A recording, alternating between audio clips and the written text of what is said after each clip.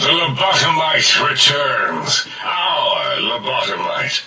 Has Dr. Mobius been denominated into scrap metal and voice module parts, as we hoped? I recommend watching your tone with me, lobotomite. Now, your brain. Hand it over. And what could we possibly have to speak about? You have the brain, we have the technology. All you must do is surrender. With it, we can finally leave this place. I cannot tell you how boring this place gets, chopping up the landscape and everything in it. And we have so many questions to ask your brain first. About this Mojave place. A fertile testing ground for our experiments.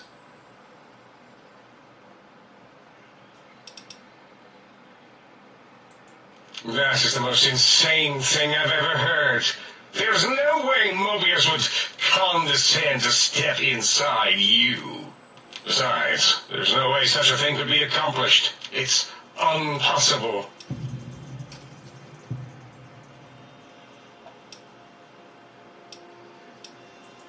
You speak the truth. And the decibel variation in your voice. It is Mobius. How dare you breach the think tank? And what do you want here?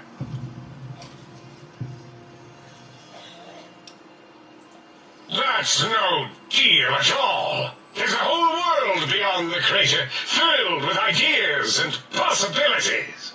We could have escaped, seen it all for ourselves, tested it, prodded at it, made it squirm.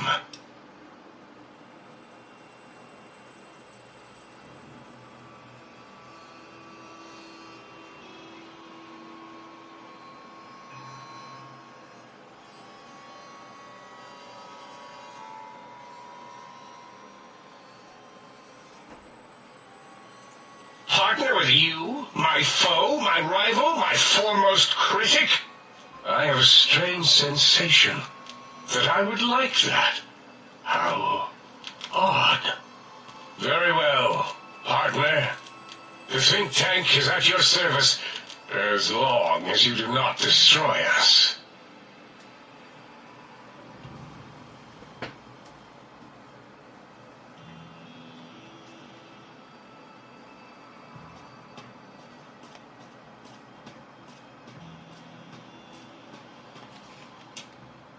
As it had been in the years before the Great War, Big Mountain, the Big Empty, became home to one of the brightest minds of the 23rd century.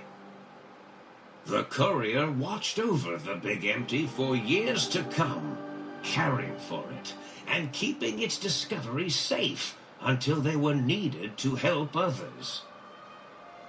Which had always been Big Mountain's purpose.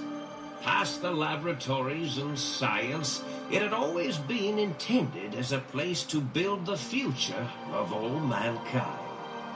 The Sync Central Intelligence Unit was impressed by the amount of exploration the Courier had undertaken. Facilities believed lost, destroyed, or ones that had simply gotten up and walked to new locations had been rediscovered by its intrepid new master. Internally, the artificial personality debated as to whether it preferred the old management to the new, and concluded that the Courier's thorough approach to research and investigation was admirable and worthy of its respect. Dr. Mobius continued his research undisturbed in the Forbidden Zone. As much as he had attempted to create better Scorpions, he tried the same with humanity, with considerably less success. These failures didn't bother him overmuch. Once the rush of Mentats wore off, he forgot he had failed in any event. After all, the bright young mind who had come to visit him in the Forbidden Zone had already exceeded his expectations. The Sync atop the dome bustled with the voices of a small town, constantly chirping, arguing, and snarling at each other. Still, this all happened productively in the interests of its new owner. The Sync Central Intelligence Unit discovered, despite its inversion code, it was comforted by the sense of community the other personalities gave it. The Biological Research Station, obsessed with seeding everything in sight, requested a transfer to the X-22 Botanical Garden, so that it might, in its own words, sensually fertilize the garden's smooth contours.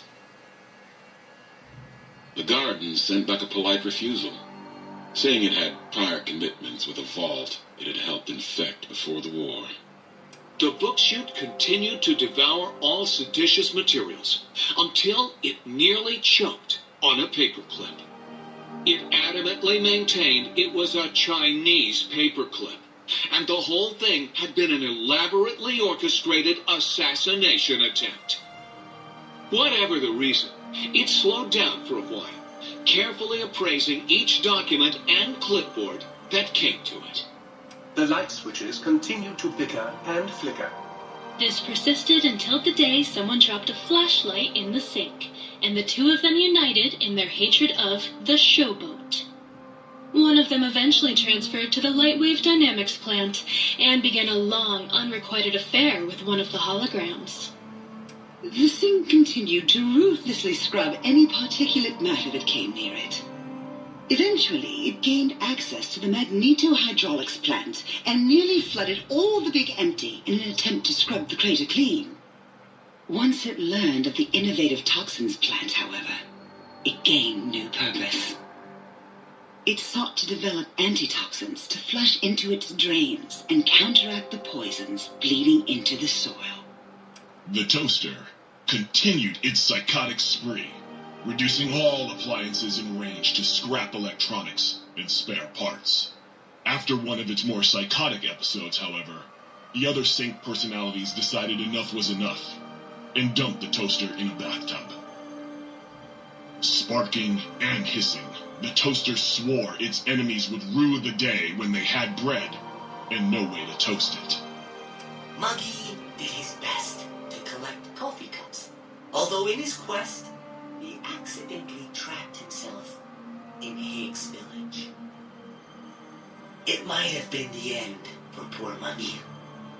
Except he found it peaceful there, tidying up the kitchens of the think tank professors back when they had been flesh and bone. Well, except for Dr. O, who was an asshole for having created Muggy in the first place. Muggy left O's house deliberately dirty, punishing the dishes and cups that lived there in blind revenge for serving Dr. O. Blind Howell Jefferson, with sounds the courier brought him, created a symphonic counter-frequency that saved Big Mountain from sonic invasion in 2910. If you didn't hear about it, good. It was rumored by the other personalities that he had a brief fling with the light switches. Although he forgot their names much too often and was soon left in the dark as punishment. Autodoc, always gentle and methodical, kept sewing up the courier in all the right places when the skin split open from repeated wear and tear. The Autodoc was just glad to have purpose again. It heard its simpler brothers and sisters who got shipped to the Sierra Madre were bored out of their skulls in that toxic dead city. In time, the Autodoc found a way to deactivate the Y-17 trauma harnesses, releasing the corpses they had held prisoner for almost 200 years. As the courier ran through the X-8 facility multiple times, the computers analyzed the test subject's movements. Rather than performing a superficial observation, they realized the subject barely knew what communism was, or even what a high school was. This confused them for a time, until the facility finally realized that its research had succeeded. So it let its cyber dogs out into the wastes to help protect small communities from physical aggression rather than communist propaganda. The infiltration program in X-13 felt spent, having repeatedly upgraded the stealth suit until it could upgrade it no more. It felt warm, fulfilled, and a bit sluggish. It realized not long after the stealth suit had left it without so much as a note on the nightstand. So the infiltration program sent out robo-brains into the wastes, looking for its wayward technology. It eventually found Repcon HQ and set up a new research center, testing and murdering fiends who kept breaking into the facility. The courier, organs intact, continued onwards, a little less heavy of step, but with all the organs in the right places, as they should be.